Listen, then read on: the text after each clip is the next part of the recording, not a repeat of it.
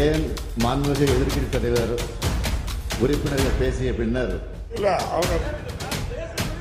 அதுதான் சொல்றேன். இல்ல நீ உட்காருங்க, பதில் சொல்ல எல்லாருக்கும் வாய்ப்பு. உங்க கேள்வி இல்ல, தயவு செய்து உட்காருங்க.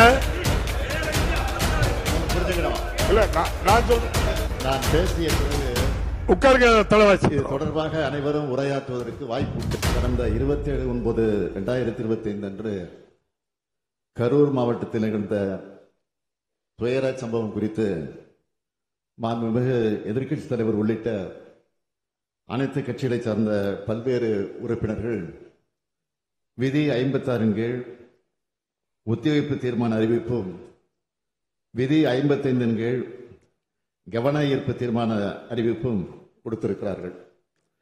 இது தொடர்பாக அனைவரும் பேசுவதற்கு முன்பாக அரசு எடுத்துள்ள நடவடிக்கைகள், எடுக்க கருதியுள்ள வழிமுறைகள் குறித்து இந்த பேரவைக்கு முன்வைக்க விரும்புகிறேன். ஏன் மாண்புமிகு எதிர்க்கட்சி தலைவர் உறுப்பினர்கள் பேசிய பின்னர் அதுதான் சொல்றேன். இல்ல நீ உட்காருங்க, பதில் சொல்ல எல்லாருக்கும் வாய்ப்பு. உங்க கேள்வி இல்ல, தயவு செய்து உட்காருங்க. புரிஞ்சுக்கணும். இல்ல நான் சொல்றேன், நான் பேசிய பிறகு உட்காருங்க. தலைவாசி தொடர்பாக அனைவரும் உரையாற்றுவதற்கு வாய்ப்பு உண்டு. அந்த வாய்ப்பை சபாநாயகர் வழங்குவார் என்று நான் நம்புகிறேன். நிச்சயம் வழங்கப் போகிறார். ஒவ்வொரு உறுப்பினுடைய கருத்தும் ஆய்வு செய்யப்பட்டு, நீங்கள் பேசிய கருத்து சொல்றேன், பேச இருக்கக்கூடிய கருத்துக்களையும் சொல்றேன், அது ஆய்வு செய்யப்பட்டு கூட்டு முயற்சியில் வலு சேர்க்கக்கூடிய அனைத்தையும் உறுதியாக நிறைவேற்ற நடவடிக்கை எடுப்போம் என்பதை முதலிலேயே அரசின் சார்பில் நான் தெரிவித்துக் கொள்கிறேன்.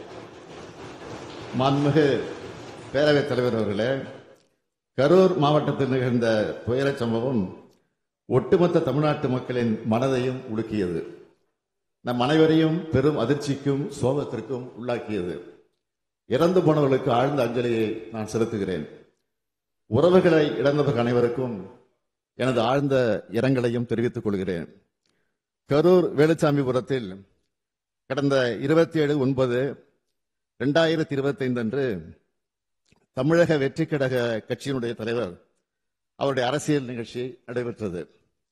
அந்த கட்சியின் கரூர் மேற்கு மாவட்ட செயலாளர் இதற்கான அனுமதியை கோரி பல்வேறு இடங்களில், அவர் அனுமதி கோரிய இடங்களில் போக்குவரத்து நெரிசல் இருக்கும் என்பதாலும், பொதுமக்களுக்கு தொல்லை ஏற்படும் என்பதாலும், பாதுகாப்பு காரணங்களாலும் அனுமதி வழங்கவில்லை. 25/9/2025 காலை லைட் ஹவுஸ் கார்னர் அல்லது உழவர் சந்தை பகுதியில் கூட்டம் நடத்த அனுமதி கோரிய மனுவுக்கும் கூட்ட அளவு, மதிப்பீடு மற்றும் பாதுகாப்பு காரணங்களால் அனுமதி வழங்க இயலவில்லை. பிறகு 29/9/2025 அன்று அக்கட்சியின் கரூர் மேற்கு மாவட்ட செயலாளர் வேலுச்சாமிபுரத்தில் 27/9/2025 அன்று மக்கள் சந்திப்பு நிகழ்ச்சி நடத்த அனுமதி கோரினார். அவர் கொடுத்த மனு ஏற்கப்பட்டு 11 நிபந்தனைகளுடன் அனுமதி வழங்கப்பட்டது. கரூர் நிகழ்ச்சிக்கு தமிழ்நாடு அரசின் காவல்துறையினர் சார்பாக கரூர் மாவட்ட காவல் கண்காணிப்பாளர் தலைமையில் பாதுகாப்பு ஏற்பாடுகள் செய்யப்பட்டிருந்தன. 3 கூடுதல் காவல் கண்காணிப்பாளர்கள், 5 காவல் துணை கண்காணிப்பாளர்கள், 18 ஆய்வாளர்கள், 75 உதவி ஆய்வாளர்கள், ஆயுதப்படை காவலர்கள் உள்ளிட்ட 515 காவலர்கள் கரூர் மாவட்டத்திலிருந்து பாதுகாப்பு பணியில் ஈடுபடுத்தப்பட்டு இருந்தனர். இது மட்டுமின்றி வெளி மாவட்டங்களிலிருந்து 1 காவல் துணை கண்காணிப்பாளர், 2 ஆய்வாளர்கள், 8 உதவி ஆய்வாளர்கள், 60 ஆயுதப்படை காவலர்கள், 20 அதிவிரைவு படை காவலர்கள் என 91 பேர் வரவழைக்கப்பட்டிருந்தனர். அன்றைய தினம் பாதுகாப்பு பணிக்காக அதிகாரிகள் மற்றும் காவலர்கள் என மொத்தம் 606 பேர் ஈடுபடுத்தப்பட்டிருந்தனர். காவல்துறையை பொறுத்தவரை வழக்கமாக அரசியல் பரப்புரை கூட்டங்களுக்கு வழங்கப்படும் பாதுகாப்பு காவலர் எண்ணிக்கையை விட அதிகமாகவே வழங்கப்பட்டிருந்தது. பொதுக்கூட்ட நிகழ்ச்சி ஏற்பாட்டாளர்களால் 10,000 பேர் வருவார்கள் என்று தெரிவிக்கப்பட்ட நிலையில் அதைவிட அதிகமாக கூட்டம் வரும் என்று எதிர்பார்த்து கூடுதல் பாதுகாப்பு ஏற்பாடுகள் செய்யப்பட்டன. கூட்டம் நடத்த அனுமதி கோரி கொடுத்த கடிதத்தில் மாலை 3 மணி முதல் இரவு 10 மணி வரை என்று குறிப்பிட்டிருந்தார்கள். ஆனால் செய்தியாளர் சந்திப்பு மற்றும் சமூக ஊடகங்களில் மதியம் 12 மணிக்கு கட்சித் தலைவர் கரூர் வருவதாக அக்கட்சியின் பொதுச் செயலாளர் தெரிவித்திருந்தார். இதனால் கரூரில் காலை முதலே மக்கள் வர தொடங்கிவிட்டனர்.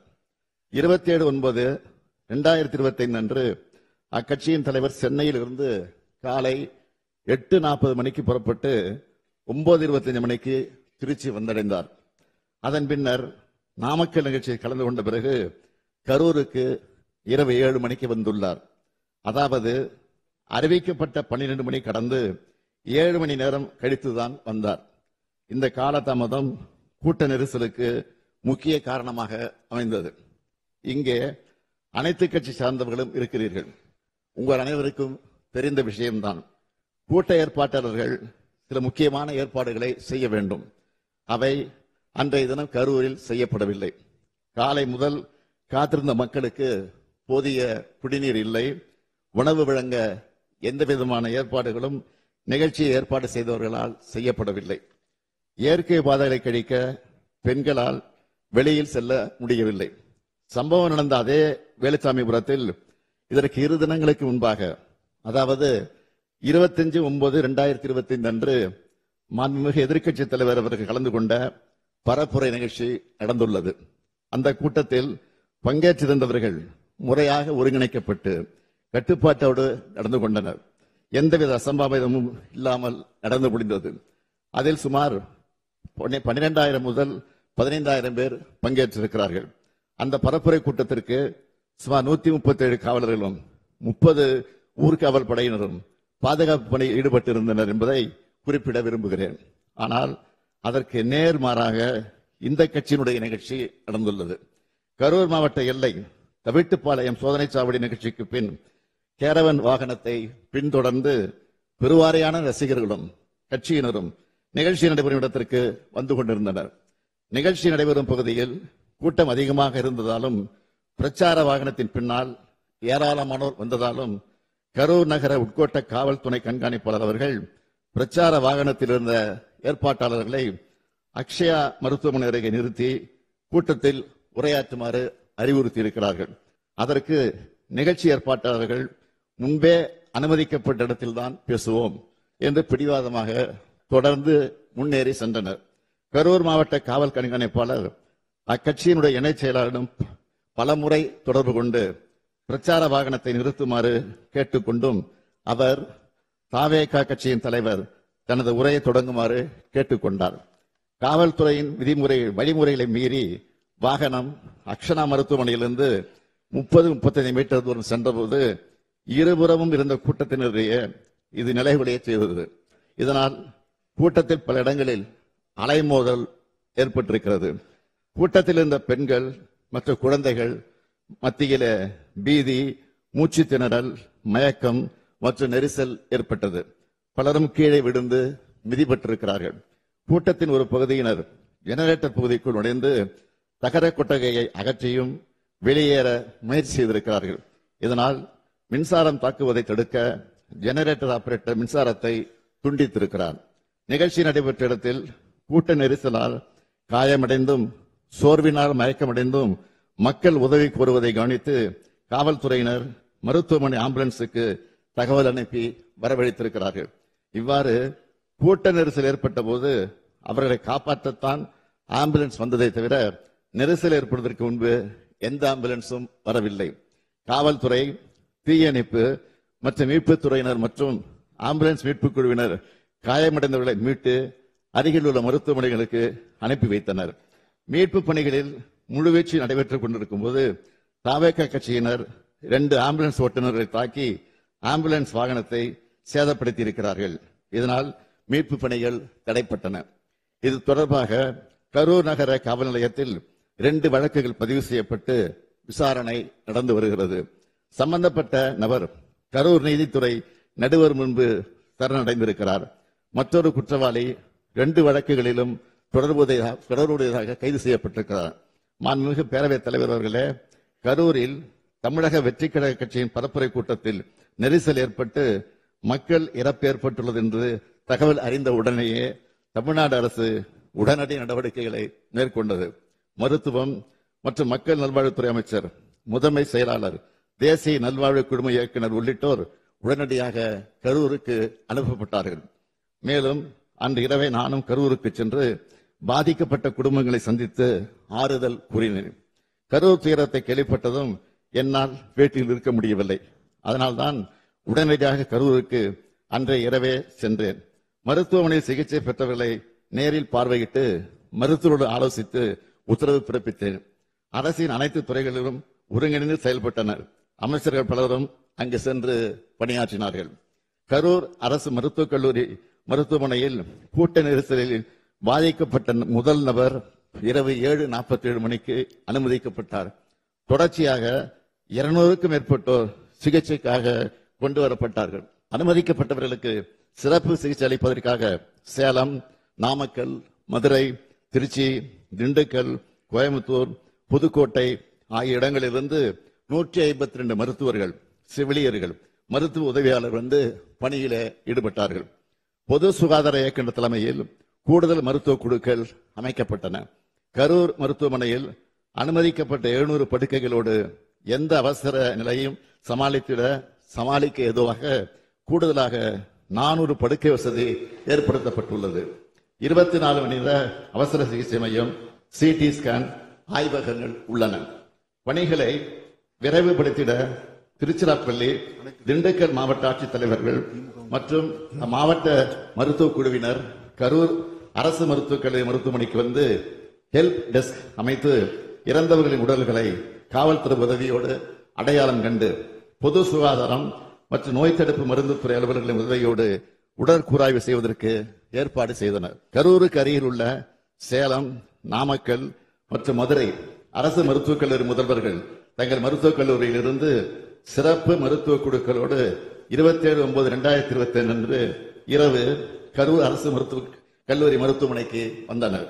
இது தவிர திருச்சிராப்பள்ளி, திண்டுக்கல், கோயம்புத்தூர், புதுக்கோட்டை உள்ளிட்ட அரசு மருத்துவக் கல்லூரியில் இருந்தும் சிறப்பு மருத்துவர்கள், செவிலியர்கள், ஆய்வக வல்லுநர்கள், பிரேத பரிசோதனை உதவியாளர்கள் என மொத்தம் 152 பேர் கரூர் அரசு மருத்துவக் கல்லூரி மருத்துவமனைக்கு வந்தனர். இச்சம்பவத்தில் சிகிச்சை பெற்று வந்த அனைவரும் வீடு திரும்பி இருக்கிறார்கள். ஒருவர் மட்டும் சென்னை ஸ்டான்லி அரசு மருத்துவமனையில் சிகிச்சையில் இருக்கிறார். உயிரிழந்தவர்களின் மொத்த எண்ணிக்கை 41. இதில் ஆண்கள் 13 பேர், பெண்கள் 18 பேர், குழந்தைகள் 10 பேர். கரூர் மருத்துவக் கல்லூரி மருத்துவமனையில் உள்ள பிணவரையில் இறந்த அனைத்து உடல்களையும் குளிர்சாதனை பெட்டியில் வைப்பதற்கு போதிய வசதி இல்லாத காரணத்தால் அன்றைய இரவில் உடற்கூராய்வு செய்வதற்கு மாவட்ட ஆட்சித்தலைவருடைய சிறப்பு அனுமதி பெற்று உடற்கூராய்வு மேற்கொள்ளப்பட்டது.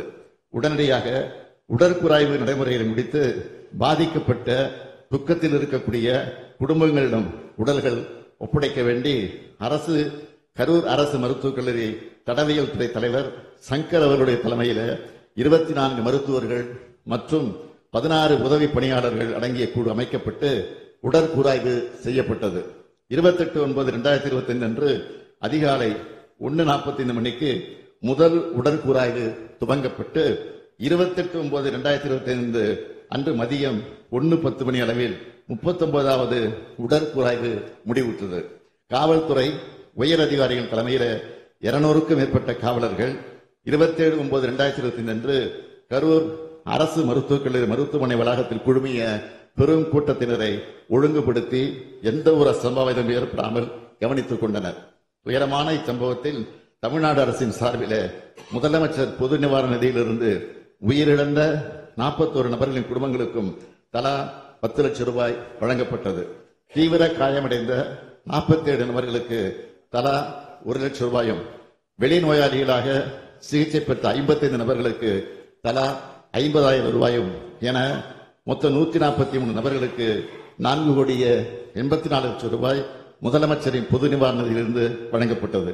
இந்த சம்பவத்தை விசாரிக்க 28/9/2025 அன்று ஓய்வு பெற்ற உயர்நீதிமன்ற நீதிபதி திருமதி அருணா ஜெகதீசன் அவர்கள் தலைமையிலே ஒரு நபர் ஆணையம் அமைக்கப்பட்டது. மாண்புமை சென்னை உயர்நீதிமன்றத்தின் உத்தரவுப்படி 3/10/2025 அன்று ஐஜி திரு அஸ்ரா கார்க் IPS அவர்கள் தலைமையில சிறப்பு புலனாய்வு குழு அமைக்கப்பட்டது. தமிழ்நாடு அரசு இந்த சம்பவத்தை சட்டப்படி விரைந்து கையாண்டது. அனுமதி வழங்கல், மருத்துவ உதவி, நிவாரண விநியோகம் அனைத்தும் சரியான முறையில் நடந்தன. இதுபோன்ற துயரங்கள் எதிர்காலத்தில் நிகழாமல் தடுக்க வழிகாட்டு நெறிமுறைகள் உருவாக்கப்பட்டு வருகிறது. இந்த நிலையில் இச்சம்பவம் குறித்து உச்ச நீதிமன்றத்தில் தொடுக்கப்பட்ட மேல்முறையீட்டு வழக்கில் இவ்வழக்கு CBI விசாரணைக்காக ஒப்படைக்கப்பட இடைக்கால உத்தரவு பிறப்பிக்கப்பட்டுள்ளது. நான் எனது 50 ஆண்டுகால பொது வாழ்க்கையில் எத்தனையோ நிகழ்ச்சிகளை பார்த்திருக்கிறேன், நடத்தியும் இருக்கிறேன். இங்குள்ள அனைத்து அரசியல் இயக்கங்களை சார்ந்தவர்களும் இத்தகைய அனுபவம் கொண்டவர்கள் தான். மாநாடுகள், பொதுக்கூட்டங்கள், ஆர்ப்பாட்டங்கள், போராட்டங்கள் நடத்தும் போது அதற்குரிய சட்டத்திட்டங்களும் நெறிமுறைகளுக்கும் பொது ஒழுக்கங்களுக்கும் கட்டுப்பட்டு நடத்தப்பட்டு வருகின்றன. அப்படித்தான் நடத்த வேண்டும். கட்டுப்பாடுகளை மீறும் போது அதனால் பாதிக்கப்படுவது நிகழ்ச்சிகள் நடத்தும் கட்சியினுடைய தொண்டர்கள் தான், நமது தமிழ்நாடு மக்கள் தான். சமூக வலைத்தளங்களில் தேவையற்ற வதந்திகள் பரவிய போது அதற்கு முற்றுப்புள்ளி வைக்க வீடியோ மூலமாக எந்த அரசியல் கட்சி தலைவரும் தன் கட்சி தொண்டர்களும் அப்பாவி பொதுமக்களும் இறப்பதை விரும்ப மாட்டார்கள் என்றுதான் நான் குறிப்பிட்டேன். இறந்தவர்கள் நமது உறவுகள் என்பதை மனதில் வைத்து அனைவரும் செயல்பட வேண்டும் என்று கேட்டுக்கொண்டேன். அது மட்டுமன்றி அரசின் உயர் அலுவலர்கள், காவல்துறையின் உயர் அலுவலர்கள் செய்தியாளர்களை சந்தித்து உண்மை நிலையை வீடியோக்களோடு ஆதாரத்தோடு தெளிவுபடுத்தினார்கள். மருத்துவமனை அனுமதிக்கப்பட்ட அனைவரையும் காத்தது நமது அரசு. அனைவருக்கும் உரிய சிகிச்சை அளித்தது நமது அரசு. உச்சநீதிமன்றம் இந்த விவகாரத்தில் இடைக்கால உத்தரவு பிறப்பித்துள்ளது. இறுதி தீர்ப்பின் அடிப்படையில அரசு செயல்படும் என்பதை உறுதியோடு நான் இங்கு சொல்லுகிறேன். அதே நேரத்தில் இது போன்ற துயர சம்பவங்கள் இனி நடக்கக்கூடாத இந்த உறுதியை அனைத்து அரசியல் இயக்கங்களும் பொது அமைப்புகளும் எடுக்க வேண்டும். அனைத்தையும் விட மக்களின் உயிரே முக்கியம். மக்களின் உயிரே விலை மதிப்பற்றது. இதை மனதில் வைத்து செயல்பட வேண்டும் என்று கேட்டு அமைகிறேன். வணக்கம்.